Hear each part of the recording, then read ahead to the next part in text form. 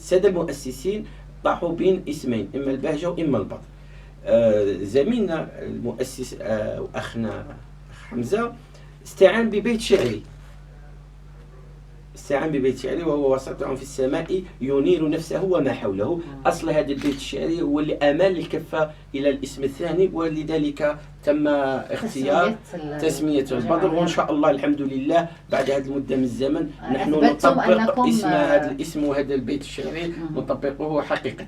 مهمتين هي الشباب والطفولة. نضع كل سنة نصب أعيننا برنامج طموح نوعي يستهدف هذه الفئتين.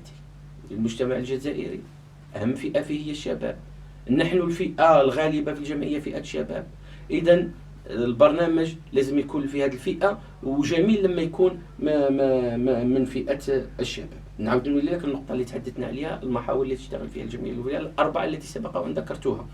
يتبادر إلى أن لما مثلا السياحة شيء والثقافة شيء، لكن حقيقة لو نحكي على السياحة هي الوجه الثاني للتراث. التراث جزء مهم من الثقافة. بعض المبادرات اللي يقوموا بها مثلا ترتبطنا ببيئة الثقافة، مثل ورشات المطالعة في الوسط المفتوح في الوسط الغربي. ترقية الأداء الجمعية يتطلب لنا استقطاب على شكل أي منظمة، استقطاب عناصر يمكن أن تضيف الإيجابي إلى هذه الجمعية، تكوينها، توجيهها، ثم تقييمها. يعني هما أيضا تحدث عن دار الشباب المتنقلة اللي رانا ننفذوها بالتنسيق مع مديرية الشباب والرياضة، أين تكون على شكل قافلة تجوب لنا بعض البلديات في مرحلتها الأولى، وخلال هذه الفترة التي سبق وأن ذكرتها، وخلال عطلة الربيع، أين مؤسسات شباب تتنقل لهم هذا دار الشباب المتنقلة، وتنفذ نشاط بطريقة إن شاء الله نوعية ودقيقة واحترافية، حيث أن عملية تنظيمها رافقت إلى دراسة معينة واستشارة مع مصلحة الشباب. أكثر ما استفاد لنا الشباب، أكثر ما استفاد لنا أطفال، هذاك هو الصح. معليش حنا رانا متطوعين في الجمعية وما عندناش حتى مشكل. الحاجة اللي نقدروا نساهموا فيها في تنمية هذا المجتمع رانا جاهزين. مش 15 يوم، رانا جانا في سنوات ما راح تقلقنا شهر ولا شهرين. في أيضا شباب واعي في مجتمع متنامي، وهذا البرنامج اللي خرجنا دائما السنوات اللي مرينا بها خرجنا من جمعية فاعلة. اليوم رانا نركزوا على جمعية فعالة، وهنا نقول للمستمعين الكرام أن الجمعية الفاعلة هي الجمعية اللي دير نشاطات ونشاطات دورية مع جميع القطاعات، لكن الجمعية الفعالة هي اللي توضع بصمات متميزة في المجتمع بأقل لكن بشروط. أقل إمكانيات بشرية بشرية، وأقل إمكانيات مادية، وفي أقل وقت. مرة ضمن محور المواطنة ترسيخ القيم الاجتماعية وبث روح التضامن ارتئينا نخرج على الكلاسيكية نبتعدوا عن النمطية، لا نقاش. هذه الرؤية الإخلاص يعني أصبحت الطريقة التي تعتمدها الجمعية. أكيد. اليوم فكرنا قال في حملة تحسيسية نمشيو نمدوا ورق، يعني يجي المواطن ربما يتفاعل معاه أولا يرفدها، ومن بعد ما يمكن ينساها.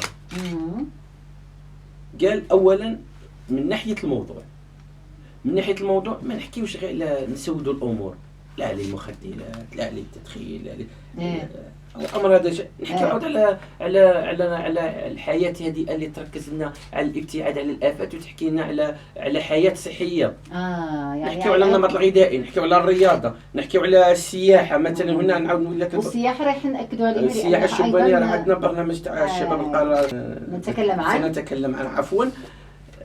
نحكيو على الأشياء الإيجابية، حتى كيشوفك يكون يوم تاع بث التفاؤل، يوم بث معليش صحي للشاب. السياحة الداخلية في البلاد، كيف يحوس ويعرف السياحة في الصيف تاعو، التجوال، استكشاف المناطق كلها كذلك.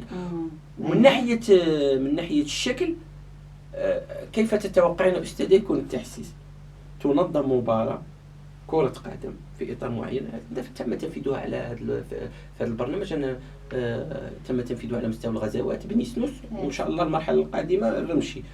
غير أن سنبدأ هذا العمل مع الفئات الخاصة، الأسلاك الأمنية، الصحافة. كل مرة يتم تنظيم مباراة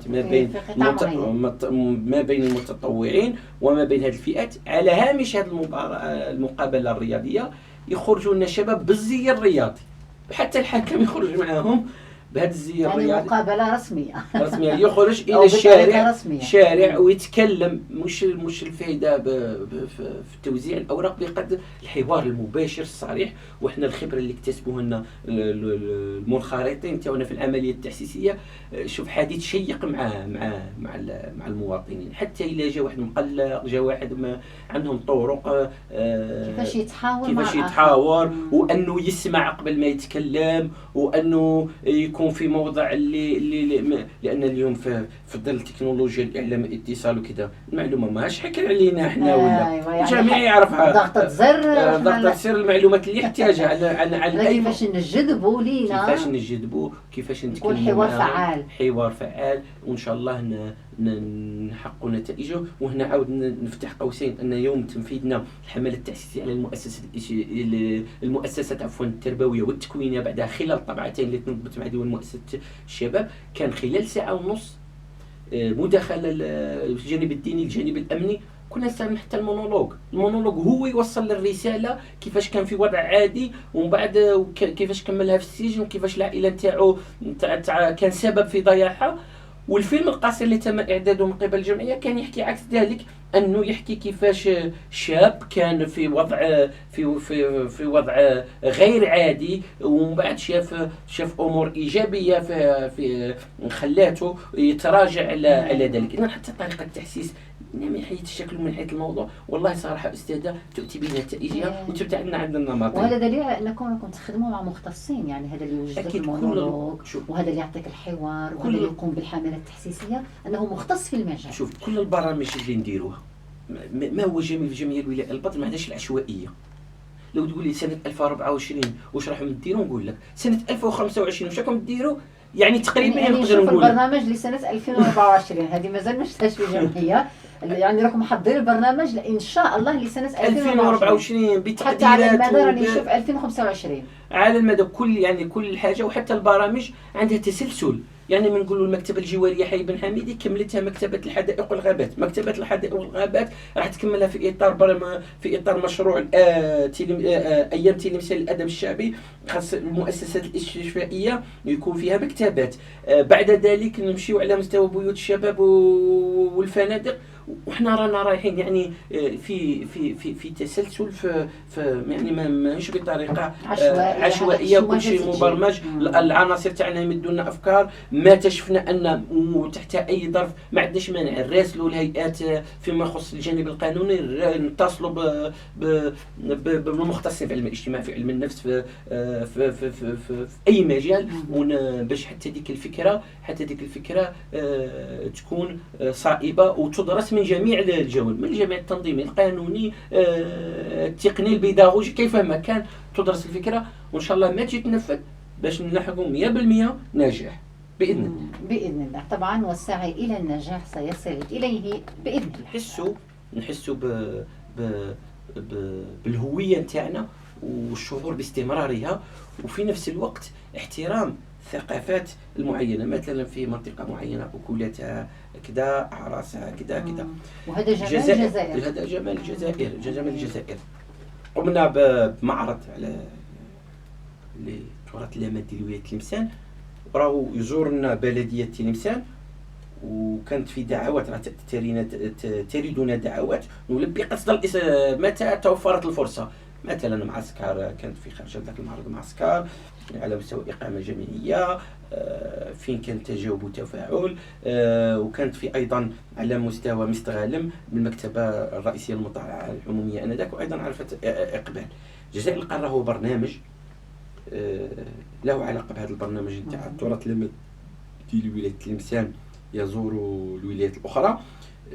وين الشباب نتاعنا نخرجوه، شوف الصحراء، شوف خلال الزيارة يشوف مدى واش عطانا ربي في هذه البلاد من تضاريس، من جبال، غابات، من طبيعة، من كذا. وفرصة أيضا يا أستاذة يشوف الإنجازات حتى ما نشوفش الجزائر بلاد متخلف. لا الحمد لله المستفيد يشوف تراموا، يشوف لي مترو، يخليه يحتز ببلاده. وهذا هو الهدف رقم واحد من هذه الخراجات، هو ان نخليو ان بلادنا جميله وان بلادنا شابه. حقيقه يمكن ان تكون نقائص لكن ما نسودوش الامور لواحد الدرجه. يعني كل ايضا الشيء اللي لا يجب اغفاله ترويج السياحه الداخليه للبلاد. بزاف اللي البلاد مثلا نرفدوها، مثلا كانت خارجه بريزينا الناس حتى لما تم نشر الفيديوهات ولان خليه اعلام وهنا نعاود نوليو للتواصل اللي انتم تاكدوا عليه الطريقه التكنولوجيه العاليه. عندنا خليه اعلام واتصال مكلفه بالتغطيه الاعلاميه بطريقه احترافيه، باستخدام جميع الوسائل. قال حتى مثلا اخيرا ننشئ قناه على التليجرام، قال في تفاعل في التليجرام ننشئ قناه على التليجرام. فيديو قال راهم كاينين لي ريلز، فيديوهات القصيره. خليه الاعلام والاتصال قامت باعداد فيديوهات اللي يتم بثها عبر مثلا صفحه الفيسبوك، ولي ريلز اللي مثلا راهم يكونوا بزاف على الانستغرام حتى التيك توك. نضيف المحتوى الايجابي اليه من خلال اعداد فيديوهات قصيره. وهنا نقول الترويج، نعاود نوليو للترويج السياحي. الترويج قلت لي لمنطقه الترويج للمناطق السياحيه، لان برنامج الجزائر القاره هو شمال غرب جنوب جنوب. لا نقصي اي منطقه حقيقه. العمل الجمعوي في عراقي في بصح صدقيني يا استاذ هو مصدر للافكار، مصدر للابداع ومصنع للابداع. وكل ما ندير حاجه حتى تقول صاي ما نقدرش ما نزيد جبر روحك دير حاجه ما اكثر من في طريقه جديده. اليوم بدلنا، اليوم عاد باش تدخل الجمعيه الولائيه البدر مباشره تروح لمواقع التواصل الاجتماعي فيسبوك، انستغرام، قناتنا على اليوتيوب، التيك توك، تيليجرام، اسوسياسيون البدر تلمسان، الجمعيه الولائيه البدر تلمسان تجبر استماره الكترونيه تعمر كل البيانات الخاصه. الاستماره الالكترونيه يقوم المكلف بالاعلام بطبعها، تفوت لخليه التنظيم العام اذا رات انها تكلف واحد انه يفهمك على الجمعيه نظامها، يشوف واش عندك واش في الجمعيه كذا.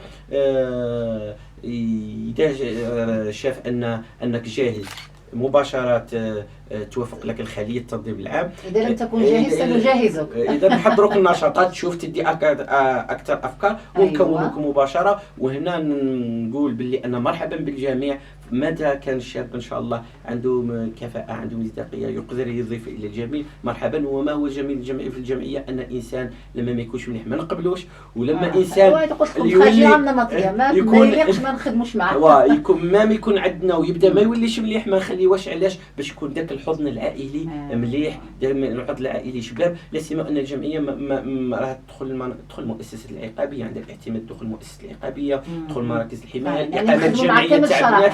لازم كل فرد يكون معنا، تكون عندها شخصيه سويه ويكون شخص منضبط، بمعنى حتى لا يسيء لنفسه ولا يسيء للجمعيه، والاهم لا يسيء للعمل الجمعوي في حد ذاته. معليش رجاء لا تسيء للعمل الجمعوي، رجاء لا تسيء للعمل الجمعوي.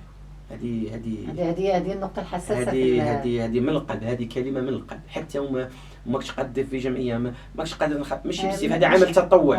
خليونا العمل رجاء خليونا العمل الجمعوي نضيف. والله لا شيء جميل وانت تبدع، شيء جميل وانت تشوف اطفال استثمرت فيهم واطفال فيه. احنا في بعض النادي والله احنا نتغنى بالاطفال الاوروبيين. يلا ندعو لزيارة لهذا النادي تشوف هاد الأطفال كي نموذج فقط. هذا حتى شبابنا ماهوش شباب ذاك الشباب، هو شباب مليح. برك أولا نسمع له بين هذا الشباب وهضر عليه وعاونه وكذا تلقاه الجمعية كلها شباب ما شاء الله ما شاء الله، شباب مبدع ويوظف. كنت الكثير والدليل على ذلك يعني الشاب اللي راهم متواجد معنا.